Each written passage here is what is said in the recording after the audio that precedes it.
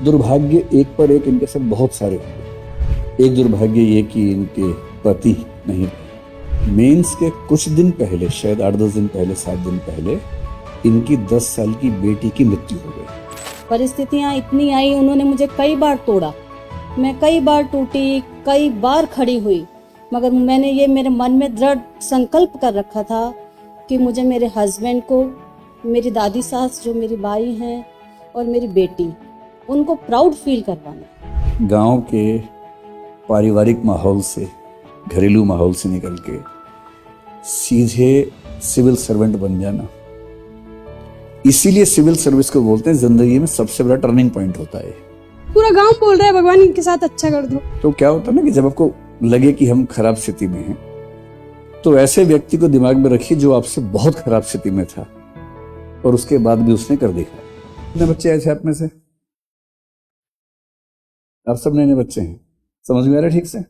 बढ़िया। और ऐसे बच्चे जो कम से कम एक सेगमेंट और कर चुके हैं इसके पहले, कौन सा विषय पढ़ाते हैं? पॉलिटी विकास सर ने पढ़ाया होगा। आया समझ में ठीक से? मस्त एकदम, बहुत बढ़िया। कोई ऐसा बच्चा जिसने कुछ और भी पढ़ा हो पॉलिटी ज्योग्राफी के अलावा? हाँ, क्या पढ़ा आपने? प्रवीण सर ने पढ़ाया। हिस्ट्री पूरी हो गई, समझ में आ गई ठीक से? सवाल पूछो 2-4 सवाल मत पूछो, समझ में आ गया, लेकिन पूछो मत कुछ, है ना? चलिए, मैं भी जब आया तो मुझसे एक व्यक्ति मिलने आए हैं, तो मेरा मन हुआ कि उनको आपसे भी मिलवाता हूं। मिलना चाहेंगे? बुलवाओ उनको, बुलवाओ। उनका परिचय उनके सामने देंगे, अलग से क्या परिचय देना, ठीक है? तो आप इमेजिन कर रहे हैं कौन हो सकता है, अभी आपको बताते हैं कौन है। आप लोग किस साल के एग्जाम की तैयारी कर रहे हैं? जो बच्चे अभी आए हैं, आप कब देंगे एग्जाम? 28 में? अच्छा। और आप कब देंगे भाई साहब सुरज्ञान जी? 31 में? अभी कितने साल के हो? 16.5 साल के हो वो कह रहा नाबालिग है। इतने छोटे बच्चे भी तैयारी कर रहे हैं आजकल। आप कितने साल के हो भाई? 21 के हो गए? चलो, कब दोगे एग्जाम? अब जो भी आएगा, कब आएगा भगवान जानता है। अब तो वैसे उम्मीद है कि थोड़ा रेगुलर हो जाना चाहिए। आइए आइए आइए, आप उठिए इधर, आपको बड़ा मजा आएगा। आइए,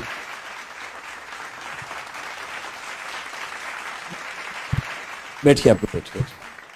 इनके चेहरे में इतना बड़ा क्वेश्चन मार्क बना हुआ है कि क्या होने वाला है अब, है ना? अभी आपको बताते हैं।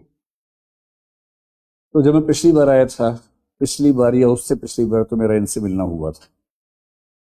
तब मेंस की क्लासेस चल रही थी, और जहाँ तक मुझे ध्यान है कि हम मेंटरशिप वाले उसमें भी थे, और तब ये कुछ क्लासेस भी देख रही थी और मेंटरशिप वाले में भी जुड़ी हुई थी हमसे। तो ये मुझसे मिली, ये बोली कि मैं आरएएस का एग्जाम दे रही हूँ मेंस का, लेकिन मुझे उम्मीद बिल्कुल भी है नहीं। तो मैंने उनसे पूछा कि थोड़ा सा बताइए परिचय अपना, क्या कहानी है, कैसे है? तो इनका नाम है रोहिणी गुर्जर, ठीक है? दुर्भाग्य एक पर एक इनके साथ बहुत सारे हो गए। एक दुर्भाग्य ये कि इनके पति नहीं रहे। तो उसके बाद तो आदमी आमतौर पर टूट ही जाता है, पर इन्होंने हिम्मत की कि मैं अपनी जिंदगी बदलने की कोशिश करके देखती हूँ। तो बड़े हौसले के साथ आई थी उस समय कि एग्जाम दूंगी। तैयारी थोड़ी कम थी, पर अच्छा ये हुआ कि एग्जाम थोड़ा सा पोस्टपोन हो गया, तो इनको समय थोड़ा सा मिल गया। फिर जो दादी जी इनके पीछे पड़ी हुई थी कि तुम्हें एग्जाम देना है, नौकरी में आना ही आना है, उस बीच में उनका भी देहांत हो गया। तो जो आपको मोटिवेट करता हो अगर वो ही ना रहे, तो आप समझ सकते हैं कि कितना मन बेचैन होता है। फिर कुछ महीने लगे और कॉन्फिडेंस लौटा। ये इनकी ननद हैं, इनकी बड़ी भूमिका रही इस पूरे प्रोसेस में कि आप तैयारी कीजिए। फिर जयपुर में रह तैयारी कर रही थी, मेंस बहुत नजदीक था। मेंस के कुछ दिन पहले, शायद 8-10 दिन पहले, 7 दिन पहले, इनकी 10 साल की बेटी की मृत्यु हो गई। 10 साल की बेटी, अचानक, उसे कुछ भी नहीं था। इनको बेचैनी हुई, ये घर गई, मिली, और अचानक उसकी तबीयत खराब हुई और आईसीयू में गई और वो नहीं बची। अब सोचिए किसी के साथ ऐसा हो जाए, उसके 7 दिन बाद उसका एग्जाम है मेंस का, तो इन्होंने तो हाथ पैर छोड़ दी कि मैं एग्जाम दूंगी नहीं। फिर परिवार के लोगों ने, विशेष रूप से इन्होंने बहुत संभाला, समझाया कि देखो अभी तो आपको खराब लग रहा है, लेकिन एग्जाम छोड़ दोगे तो फिर बाद में हमेशा खराब लगता रहेगा। फिर वो कि एग्जाम चलो दे के देखती हूँ। फिर जयपुर आई और एग्जाम के 2 दिन पहले एक्सीडेंट हो गया और एक आंख बंद हो गई। चोट भी आंख पे लगी। 2 दिन बाद मेंस है। 7 दिन पहले एक हादसा घर में हुआ बेटी के साथ। 2 दिन पहले एक्सीडेंट हुआ। एक आंख काम ही नहीं कर रही है, पट्टी बंधी है। एक आंख खुली थी, उससे पूरा मेंस लिखा। और अच्छी बात यह है कि उसके बाद भी सिलेक्शन हो गया है। और अब ये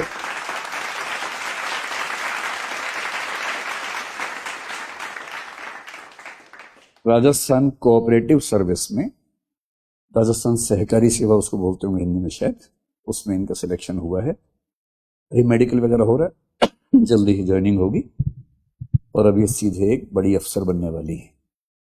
और अच्छी बात यह है कि अभी जो इंटरव्यू वाला प्रोसेस चल रहा है उसमें भी शामिल हुई हैं। इस बार मेंस थोड़ा और बेहतर दिया है। क्या पता कि अगली बार मैं इनका परिचय करवाऊं कि ये आरएस की टॉपर हैं और एसडीएम बन गई हैं, ऐसा कुछ हो गया, क्या पता। ऐसा हो तो कितना मजा आएगा, है ना। तो अभी जब नीचे मिलना हुआ तो मैंने कहा आप आई हैं तो फिर बच्चों से मिल लीजिए। तो जिन जिन को लगता है कि उनकी स्थितियां बहुत खराब हैं, अरे कैसे होगा, तो क्या होता है ना कि जब आपको लगे कि हम खराब स्थिति में हैं, तो ऐसे व्यक्ति को दिमाग में रखिए जो आपसे बहुत खराब स्थिति में था और उसके बाद भी उसने कर दिखाया। और जब जब लगे कि आप बहुत तोप हैं, तो किसी ऐसे तोप को दिमाग में रखिए जो बहुत बड़ा तोप था और कुछ नहीं कर पाया, उससे पैर जमीन पे रहते हैं। और जब लगे कि पैर उखड़ रहे हैं, तब एक ऐसी कहानी याद रखिए कि जो हमसे बुरी स्थिति में था, इससे बुरी स्थिति क्या सोच सकते हैं। इतने सारे हादसे एक पे एक होते गए और उसके बाद भी देखिए, और एक गांव के पारिवारिक माहौल से, घरेलू माहौल से निकल के सीधे सिविल सर्वेंट बन जाना। इसीलिए सिविल सर्विस को बोलते हैं जिंदगी में सबसे बड़ा टर्निंग पॉइंट होता है, एक झटके में चेंज होता है। 2 ही चीजें मोटे तौर पे ऐसी होती हैं, एक होती है शादी, कई लोगों के मामले में जिंदगी एक झटके में चेंज हो जाती है। एक होता है कोई ऐसी बड़ी नौकरी, सिविल सर्विस, या पॉलिटिक्स में इलेक्शन लड़े, आप बन गए एमएलए एमपी अचानक। तो ऐसा टर्निंग पॉइंट, ऐसा पैराडाइम शिफ्ट जिंदगी में बहुत कम लोगों के आता है। तो मैं रोहिणी जी से ये कैसी मैं बोल नहीं पाऊंगी, मेरी रोराई फूट जाएगी, तो रोएंगी तो क्या दिक्कत है, लेकिन आप लोग थोड़ा साथ दीजिएगा, है ना। अभी वो डरी हुई है मंच पे आने से, और उनकी स्थितियां देखते हुए विशेष रूप से। इन बच्चों में सबसे अच्छा कौन है पढ़ने में? कौन बच्चे सीरियसली पढ़ते हैं अच्छे से? सभी। अच्छा, सबसे दुष्ट बच्चा कौन है क्लास में, जो टीचर से बहुत परेशान करता है? लड़कियों में कौन है सबसे दुष्ट, बताओ? है? क्या नाम बोले? वैसे 1-2 लोग इशारा कर रहे हैं एक लड़की के बारे में जो चश्मा पहन के बैठी है। ठीक ठीक समझ रहा हूं मैं, है ना। क्या नाम है आपका? खुशी। तो खुशी आपकी क्लास की तरफ से रोहिणी जी का सम्मान करेंगे, बुके देंगी। आप भी आइए, आप भी आइए, आइए आइए आइए। नहीं, आप बुके लीजिए साथ में। हाँ हाँ।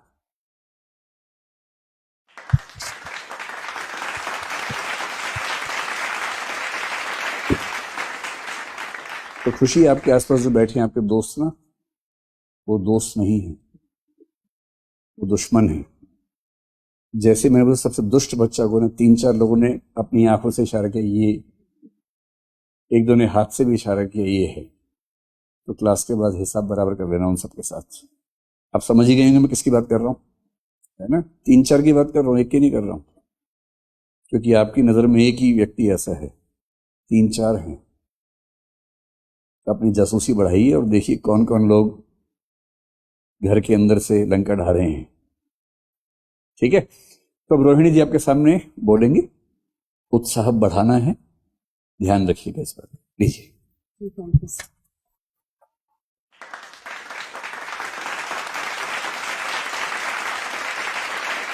सर ने पूरा परिचय तो दे दिया है वैसे आपके सामने मेरे बारे में, और मैं तो इतना ज्यादा कुछ बोल नहीं सकती हूँ। बस थोड़ा बहुत मैं आपको और बताऊंगी कि आप लोग तो मेरे से बहुत अच्छी स्थिति में हैं। आप लोग अभी ऐसे कहते हैं कि हमें ये प्रॉब्लम्स हो रही है, हमें ये दिक्कतें हो रही हैं पढ़ाई से रिलेटेड, तो मेरे सामने जिन चीज़ों को मैंने फेस किया है, सही में उनसे निकलकर यहाँ तक पहुँचना आसान नहीं था। मैंने कैसे खुद को संभाला है। 2006 में मेरी ग्रेजुएशन हो गई थी, फिर उसके बाद में दोबारा से पढ़ाई को शुरू करना, और हम गांव से आते हैं, गांव का माहौल बिल्कुल विपरीत होता है एकदम। कैसे मैंने अपने आप को संभाला, हस्बैंड की डेथ के बाद में मेरे बच्चों को संभाला, सिंगल पेरेंट्स होने के बावजूद मैं यहाँ तक पहुंची। परिस्थितियां इतनी आई, उन्होंने मुझे कई बार तोड़ा, मैं कई बार टूटी, कई बार खड़ी हुई, मगर मैंने ये मेरे मन में दृढ़ संकल्प कर रखा था कि मुझे मेरे हस्बैंड को, मेरी दादी सास जो मेरी बाई हैं और मेरी बेटी, उनको प्राउड फील करवाना, बस यही लक्ष्य था मेरा। तो आज मैं यहाँ पर हूँ, तो वो जहां पर भी हैं, बस मुझे यही खुशी है कि उनको प्राउड हो रहा है कि इसने अपना जो भी सोचा था वो पूरा किया।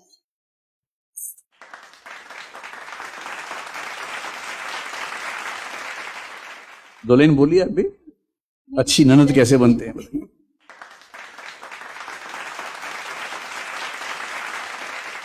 मतलब मुझे सच में लगता है मैंने इनको बहुत नजदीक से देखा है। मैं छोटी सी थी तब इनकी शादी हो गई आई ना, तो मैं इनकी बेटी की तरह ही रही हूँ।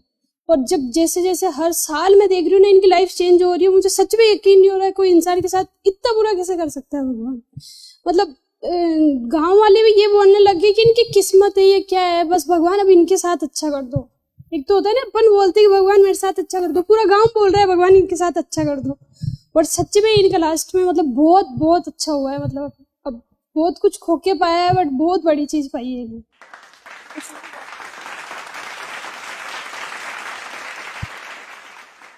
तो अब तो इनके पास आपकी शुभकामनाएं भी अगली बार के लिए, है ना। तैयारी तो है ही, अब तो इतने सारी शुभकामनाएं मिलेंगी तो उसका अलग फायदा होगा।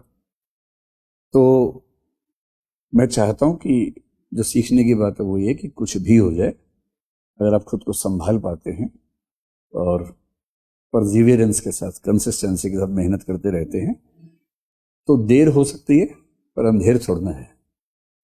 तुम्हें तो चीजें हाथ में आती ही हैं। ठीक है, तो अभी आप पढ़ाई कीजिए और फिर मैं जब अगली बार आऊंगा तो विस्तार से आपसे बात करूंगा। बहुत शुभकामनाएं। अब एग्जाम की तैयारी को और बेहतर करने के लिए हमारे चैनल को लाइक, शेयर और सब्सक्राइब करना ना भूलें।